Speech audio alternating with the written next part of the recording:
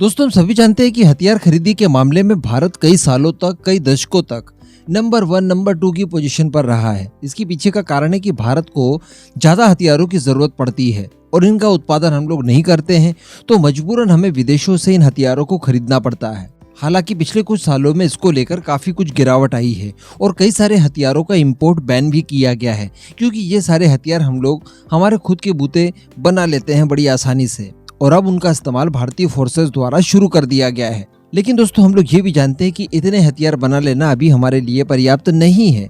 ये इतने हथियार हमारी सारी की सारी रिक्वायरमेंट को फुलफिल नहीं करते हैं। इसके लिए भारत की तरफ से कई और नए प्रोजेक्ट चलाए जा रहे हैं, जिनमें से आधे से ज्यादा 2025 तक कंप्लीट हो जाएंगे। उसके बाद 2030 आते आते हम लोग काफी ज्यादा राहत की सांस ले सकते हैं, क्योंकि हम लोग बहुत बड़े पैमाने पर तब तक अपने खुद की जरूरत के हिसाब से हथियार बनाना शुरू कर चुके होंगे। लेकिन दोस्तों, इसके बाद भी मुझे आपको बताते हुए बड़ा खेद हो रहा है कि 2030 के बाद भी हमें कई सारे हथियारों के लिए विदेशों के ऊपर निर्भर होना पड़ेगा। इसके पीछे का कारण क्या है? क्या ये सारी टेक्नोलॉजीज जो कि हम लोग विदेशों से खरीदते हैं, हम खुद अर्जित नहीं कर सकते? तो कर सकते हैं, बिल्कुल कर सकते हैं। लेकिन दोस्तों, इसके बावजूद हमारे पास इंफ्रास्ट्रक्चर वगैरह की काफ़ी कमी है, क्योंकि इस समय अगर हथियार निर्माता कंपनियों की बात की जाए भारत के अंदर, तो पूरा दारोमदार सरकारी कंपनीज के ऊपर ही है। ऐसी परिस्थिति में उनकी इतनी कैपेबिलिटी नहीं है कि वो भारत जितनी विशालकाय सेना की रिक्वायरमेंट को फुलफिल कर दे, और मजबूरन हमारे पास टेक्नोलॉजी होने के बावजूद हमें हथियारों को विदेशों से खरीदना होता है। फाइटर जेट का एग्जांपल ले लीजिए। हम लोग एमका का सीडीआर लगभग खत्म कर चुके हैं। मैंने आपको 2-3 दिनों पहले वीडियो बनाकर बताया था कि दिसंबर 2022 में इसका सीडीआर कंप्लीट हो जाएगा, यानी हम लोग एमका की टेक्नोलॉजी को भी हासिल कर चुके हैं। लेकिन इसके बाद भी एमएमआरसी 2.0 डील में रफाल खरीदने की जिद्दोजहद हमारी जारी है। तो कहने का मतलब, हमारे पास सारी कुछ टेक्नोलॉजी होने के बावजूद इंफ्रास्ट्रक्चर बराबर नहीं है। इसके पीछे का सबसे बड़ा कारण अगर हम लोग देखें तो वो है प्राइवेट फर्म्स का इस क्षेत्र में कम रुचि रखना, या यूं कहें कि हमने सरकारी कंपनीज के भरोसे ही इस काम को कुछ इस तरह से फैला रखा है कि प्राइवेट कंपनीज की तरफ हमने कभी मुड़कर देखा ही नहीं।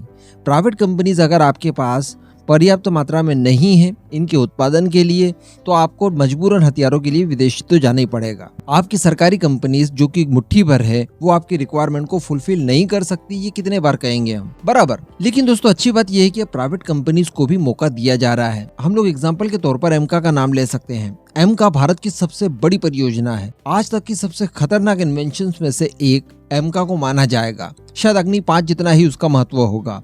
उसके निर्माण के लिए हम लोगों ने प्राइवेट फर्म्स को आमंत्रित किया है, और हम जानते हैं कि इसकी मैन्युफैक्चरिंग जब ये पूरी तरह से डेवलप हो जाएगा, तो मैन्युफैक्चरिंग के लिए प्राइवेट फर्म्स को काफी बड़ी जिम्मेदारियां दी जाएंगी। लेकिन यहाँ पर यह बात भी उतनी ही सही है कि केवल एमका से काम नहीं चलेगा, बाकी की सारी चीजों के ऊपर भी प्राइवेट फर्म्स को लाना होगा, और अब ऐसा करना एक्चुअली शुरू कर दिया गया है। मुझे आपको बताते हुए बहुत खुशी हो रही है कि यूएवीज के क्षेत्र में भी अब इस तरह की चीजें की जा रही है। डीआरडीओ अपनी टेक्नोलॉजी को प्राइवेट फर्म्स को सौंपने जा रहा है। देखिए, मैं आपको बताता हूँ पूरी न्यूज क्या है। वीडियो को एकदम एंड तक जरूर देखते रहिए। हम सभी जानते हैं कि डीआरडीओ की एडीई एक मेल क्लास का यूएवी बना रही है, जिसका नाम है तपस। और कुछ ही समय पहले इसको लेकर खबरें निकल कर आई थी कि इसके फाइनल ट्रायल्स जो हैं वो इस समय चल रहे हैं, और काफ़ी जल्दी इसके पूरी तरह से ट्रायल्स वगैरह जो डेवलपमेंट स्टेज के होते हैं वो कंप्लीट हो जाएंगे। उसके बाद ये तपस ड्रोन कुछ मात्रा में हमारी फोर्सेस को दिए जाएंगे, ताकि वो इनके यूजर ट्रायल्स कर सके। और जैसे ही यूजर ट्रायल्स खत्म हो जाएंगे, उन्हें सारी चीजें बराबर लगेंगी, उसके बाद इनका निर्माण कार्य शुरू होगा, यानी इनका मास प्रोडक्शन। अभी अगर इनके मास प्रोडक्शन की बात की जाए तो वो 2 कंपनीज के पास है, एक तो HAL, दूसरा BEL, और दोनों सरकारी कंपनीज है। दोनों के पास अपनी अपनी कुछ लिमिटेशंस है। इस वजह से बताया जा रहा है कि डीआरडीओ किसी एक प्राइवेट कंपनी को भी इसके लिए चुनने वाला है, और प्राइवेट कंपनी को डीआरडीओ अपनी टेक्नोलॉजी सौंपने वाला है तपस ड्रोन की। इसके बाद ये प्राइवेट कंपनी भी तपस ड्रोन का मैन्युफैक्चरिंग कर पाएगी अपने बूते। तो अब आप शायद ये सोच रहे होंगे कि इस प्राइवेट कंपनी को ये जो हम लोग ड्रोन की टेक्नोलॉजी सौंपेंगे वो मैन्युफैक्चरिंग करेगी, इससे बदलाव क्या क्या आ सकते हैं। तो यहाँ पर बताया जा रहा है कि इससे हमारी मैन्युफैक्चरिंग कैपेबिलिटी कई गुना ज़्यादा बढ़ सकती है, क्योंकि प्राइवेट फर्म्स की अगर बात की जाए तो वो इंफ्रास्ट्रक्चर को बहुत अच्छे से बिल्ड कर सकते हैं। और अगर टारगेट चेसिंग की बात की जाए तो प्राइवेट फर्म्स को केवल प्रॉफिट से मतलब होता है। उनको जितना आपने काम दे दिया तो उतना काम वो टाइमलाइन को ध्यान में रखकर करके देंगे ही देंगे आपके लिए, इस बात की गारंटी है।